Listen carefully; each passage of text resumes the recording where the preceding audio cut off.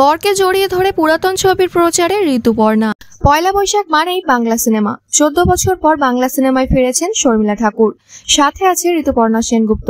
কাটায় কাটায় টক্কর দিচ্ছে সৃজিতের কিলবিল সোসাইটিকে পুরাতন।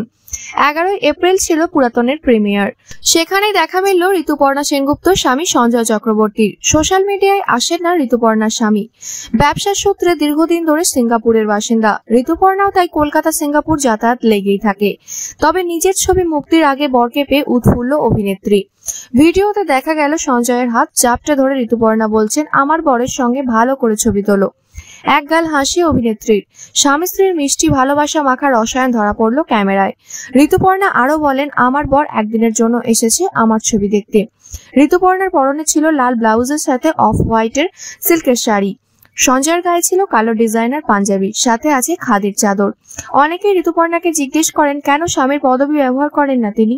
অভিনেত্রী নিজেই বলেন, আমি চিরকাল সেনগুপ্ত ছিলাম এবং সেনগুপ্তই থাকবো। এটা আমার জন্মের সময়কার পদবি।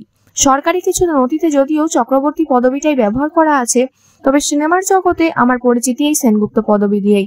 তাই একে আমি কোনোদিনই নিজের থেকে আলাদা করতে পারবো না।